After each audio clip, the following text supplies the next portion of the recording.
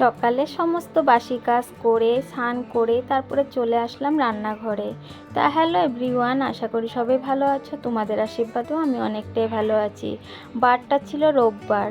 এই যে সকালেই আজকে ইচ্ছা গেল যে একটু সুজি আর পুরি করা যাক। এমনিতে তো ওরকমভাবে সময়ই পাই না, সকালবেলা তাড়াহুড়ার মধ্যে ছেলেকে স্কুলে পাঠাতে হয়, স্নান করাতে হয়, চারজনের টিফিন রেডি করো, সমস্তটা করতে হয়। তার জন্য ভাবছি আজকে একটু সময় আছে, তার জন্য ভাবলাম একটু সুজি করা যাক। আর সুজিটা রান্না করতে কিন্তু অনেকটাই সময় লাগে, ঠিক না? এদিকে দেখো আমি সুজিটা সুন্দর করে ভেজে নিয়ে তার মধ্যে দুধ দিয়ে দিলাম, তারপরে এক এক ভেজে সুন্দর করে বানিয়ে নিয়েছি সুজিটা। তো এদিকে আমার সুজিটা হতে হতে এদিকে ভাবছিলাম তোমাদের দাদার জন্য আগে একটা শুকনা রুটি করে দিই। সে আবার শুকনা রুটি ছাড়া পুরি খাবে না, তার জন্য ভাবছিলাম ওকে আগে শুকনা রুটি করে দিই, তারপর আমাদের জন্য পুরি করে নেব। তার মধ্যে তোমাদের কাছে একটা কথা বলি, আমাকে সেদিন এক দিদিভাই আমাকে কমেন্ট করেছিল যে তুমি স্নান করে সিধা চলে আসলো রান্নাঘরে, তুমি কি পূজা দাও না?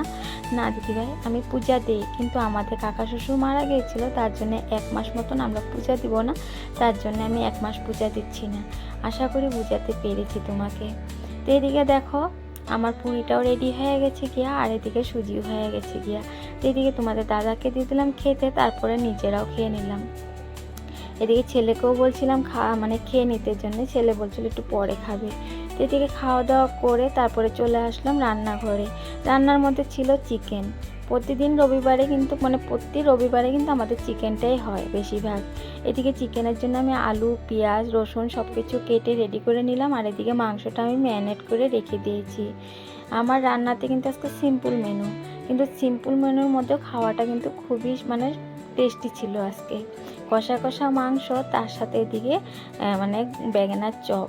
আর বেগুনের চপটা করেছিলাম মসুর ডাল আর চাউল দিয়ে, আমি ভিজিয়ে রেখে দিয়েছিলাম, সেটাকেই মিক্সিতে পেস্ট করে তারপরে ভেজে নিয়েছিলাম, কিন্তু এত মুচমুচি হয়েছিল কি বলবো, সেই টেস্ট হয়েছিল খেতে। তো দিক দিয়ে দেখো আমার রান্না প্রায় রেডি হয়ে গেছে গিয়ে, আর ওদেরকে বললাম যে তোরা খেয়ে নে, কিন্তু এদিকে দেখো একটা মোবাইল আর একটা টিভি নিয়ে বসে আছে। তো আমি কাকে বলছিলাম, তো এদিক দিয়ে আমার আধা আধি পকোড়া কিন্তু ভেজেই নিয়েছি, তার মধ্যে এদিক দিয়ে দেখো আমার রান্না তো হয়ে গেছে, ওদেরকে বলছিলাম খাওয়ার জন্যে। তো ভিডিওটা কার কীরকম লাগছে অবশ্যই জানিও। আজকের মতন ভিডিওটা এটুকুই। সবাই ভালো থেকো, সুস্থ থেকো। আবার দেখা হচ্ছে আর একটা নেক্সট ব্লগে। আর সন্ধ্যার টিফিনে ছিল গজা আর মিষ্টি। সবাই ভালো থেকো, বাই।